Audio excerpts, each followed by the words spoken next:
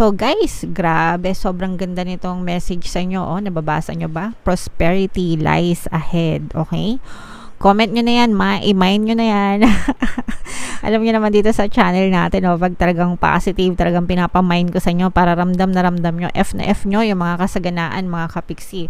So, i-comment nyo na sa baba, mga kapiksi, mind, prosperity, mind, abundance. Pag sinabing prosperity, mga kapiksi, kasaganaan, okay? So, i-mind nyo na yan, comment nyo na sa baba, mind, prosperity, mind, kasaganaan, mind, blessings, mind, abundance, para talagang maramdaman nyo, no, yung energy ng pagpapala sa buhay nyo, mga kapiksi. Very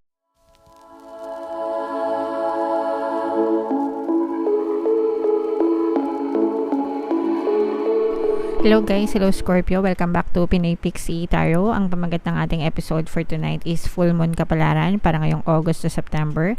Dalawa yung full moon natin, mga kapiksi, nung August, no? Yung isa nung August 1 and then ngayon naman yung para sa katapusan ng August hanggang sa September, mga kapiksi. So, shuffle ko yung cards guys, hanapin ko yung energy ng moon at saka yung energy ng Scorpio.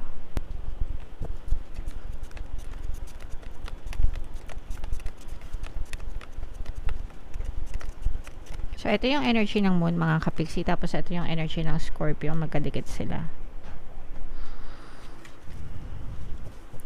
Combination, guys, ng positive and negative energy. General reading lang. Pwede mag-resonate, pwedeng hindi. Yung pangalan ng ating full moon ngayon, guys, ay blue moon, no? Isa rin siyang super moon, kagaya nung super moon natin nung August 1.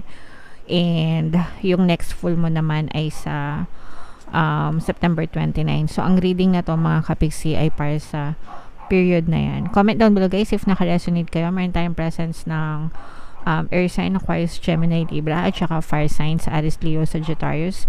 For some of you, you may be dealing with those people na may mga ganyang elements sa kanilang natal chart, or maaring may ganyan din kayong elements sa inyong natal chart, mga kapiksi. Positive and negative to guys, no? Nakikita natin na may mga pag-aaway na nagaganap sa inyo. Parang may mga pag-aaway, may mga conflict, pwedeng may mga competition din between you, especially kung sa business. Let's say for example, may negosyo kayo, maliit man or malaking negosyo, parang yung iba sa inyo medyo nai-stress kayo dahil sa mga competition sa sales, sa marketing, ganyan. And medyo namang problema kayo, mga kapiksi, no? Kumaga parang ang dami-dami nyo palaging iniisip, ang parang hirap na hirap kayong mag-brainstorming, finding ways. Parang you are always finding ways para makaangat-angat sa iyong competitor. And competition is everywhere, guys. It's part of society. Kahit nung maliliit pa tayo, 'di ba? Parang ko ina-explain sa inyo.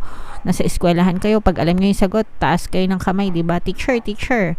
Ma'am, sir, paunahan kayo. So, dun pa lang, may competition na sa loob ng pamilya. Minsan, pag marami kayong magkakapatid, di ba, nag-aagaw-agaw kayo sa atensyon ng nanay, tatay nyo. So, there's always competition. Pero, huwag kayong masyadong ma-stress kasi yung iba sa inyo, parang feeling ko, you're comparing yourself to others.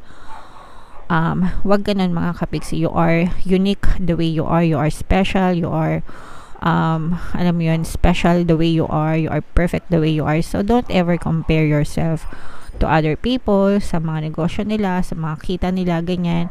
Instead, focus on becoming a better version of yourself and focus on your services, focus on your products. Kung kayo talaga ay may mga tindahan or may mga negosyo, doon kayo mag-focus, mga kapiksi.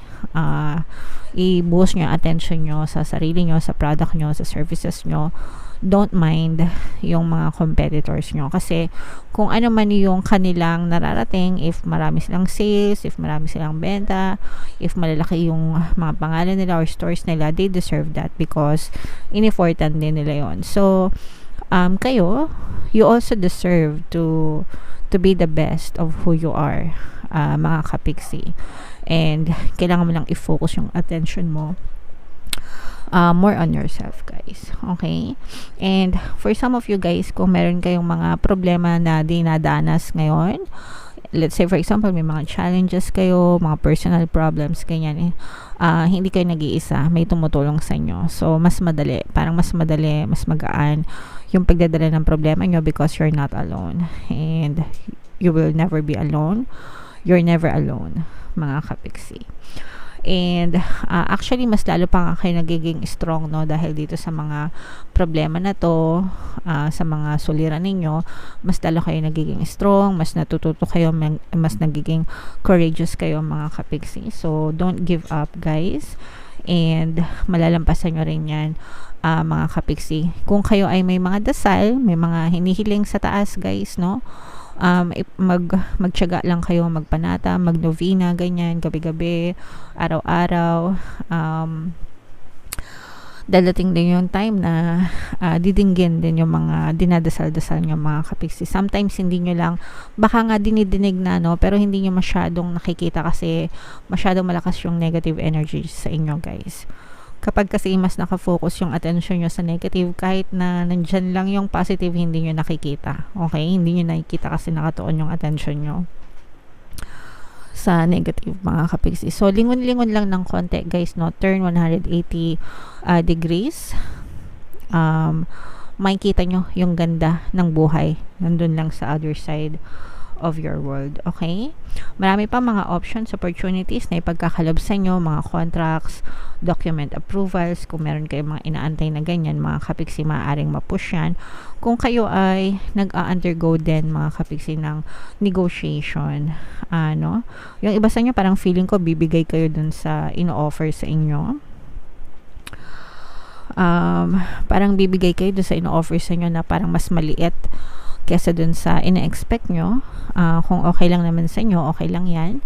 Pero kung firm kayo sa gusto nyong ma-achieve, especially when it comes to negotiation, dapat firm kayo na you will get that, and you will, because you deserve that. You simply deserve that. If I were you, I won't settle for anything less. No, hindi ako papayag. I know my worth. Parang dapat ganun. Dapat you should know your worth, especially pagdating sa trabaho. Kung let's say for example, nakikipag-negotiate kayo, you should know your worth, no? And you learn how to negotiate. And then on top of your mind, palagi nyo sabihin na everything is working out in my favor. Everything is working out in my favor. Everything is working out in my favor. Comment nyo yan sa baba mga kapigsi, para talagang maging pabor sa nyo yung mga resulta ng mga nilalakad nyo. Kung meron kayong mga inaantay na balita, guys, especially pagdating sa sales, or kung meron kayong mga loan na ina-apply, yung iba sa inyo feeling ko may mga loan na ina-apply, or may mga approval, mga pending na approval, mga dokumento, ganyan, dadating na sa inyo yung update. And itong update na to, guys, para itong magsisilbing go signal, kasi yung iba sa inyo parang feeling ko ready na kayo, ready na kayong umaksyon, ready na kayong umalis, ready na kayo sa next stage, pero inaantay nyo na lang tong update na to. So mapupush yan mga kapigsi, mapupush yan. So, and then stay on top of your thoughts para talagang ma-push out siya sa inyong 3D mga kapigsi. Okay? Alright. So, yeah. Comment down below, Scorpio, no, if naka-resonate kayo dyan sa mga messages para sa inyo. Tingnan natin yung additional message for you, guys, gamit itong deck na to. Habang sinashuffle ko to, guys, no, panoorin nyo muna yung ating video regarding sa ating paano mag-manifest ng abundance video course. Kapiksi, sawa ka na ba sa mga struggles at hirap sa buhay mo? Masipag ka ba at masikap sa buhay ngunit hindi ka pa rin umaasenso? Ilang beses ka na bang nag-attempt magnegosyo at mag-invest pero palagi ka pa rin nalulugi? Sa pagkakataon na ito ay maaaring may subconscious beliefs ka na nagiging balakid sa iyong pag-unlad at pagyaman. Introducing, paano mag-manifest ng abundance video course. Dito ay matututunan mong ma-overcome ang mga balakid mo para tuluyan ka ng umunlad, umasenso, sumagana, maging matagumpay, successful at maswerte sa iyong kabuhayan, pera, trabaho, negosyo, salapi at kaperahan ng bonggang-bongga. Dali, mag-send na ng email sa pinoypixitaro@gmail.com at simulan na ang iyong pagyaman ngayon. Alright, so mag-avail ka na ng course, kapiksi. Sobrang ganda talaga niyan. Marami kang matututunan na talaga magbabago yung buhay nyo pag natutunan nyo yung course na yan. So mag-send na kayo ng email. Guys, may mga promos din tayo. Okay? So guys, grabe. Sobrang ganda nitong message sa inyo. Oh, nababasa nyo ba? Prosperity lies ahead. Okay? Comment nyo na yan, i-mind nyo na yan. Alam niyo naman dito sa channel natin, no, pag talagang positive, talagang pinapamind ko sa inyo para ramdam na ramdam nyo, F na F nyo yung mga kasaganaan, mga kapiksi. So, i-comment nyo na sa baba, mga kapiksi, mind, prosperity, mind, abundance. Pag sinabing prosperity, mga kapiksi, kasaganaan, okay? So, i-mind nyo na yan, comment nyo na sa baba, mind, prosperity, mind, kasaganaan, mind, blessings, mind, abundance, para talagang maramdaman nyo, no, yung energy ng pagpapala sa buhay nyo, mga kapiksi. Very important na hinahype natin yung mga ganyan para nalalagay nyo yung sarili nyo dun sa state of already having those blessings, no, and ma-push out sa inyong 3D, mga kapiksi. Dapat pa ulit-ulit yung ginagawa, guys, no, para maramdaman nyo talaga tong mga blessings na to sa buhay nyo, guys. Alright, so attune to the moon, get or give a massage, healthy body, healthy mind, and likewise, mga kapiksi, healthy mind, healthy body. Okay, so very important, no, yung kalusugan natin talaga, wag nating iti-take for granted yan.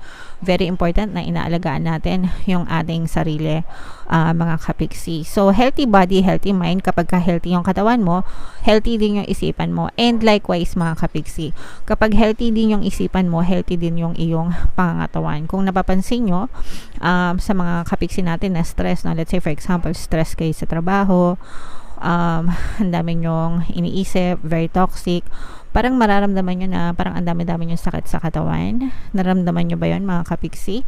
Na high blood, ganyan, tumataas yung cholesterol level, etc. Na-experience ko yan dati, guys. Nung nagtatrabaho pa ako. Sobrang toxic kasi ng work.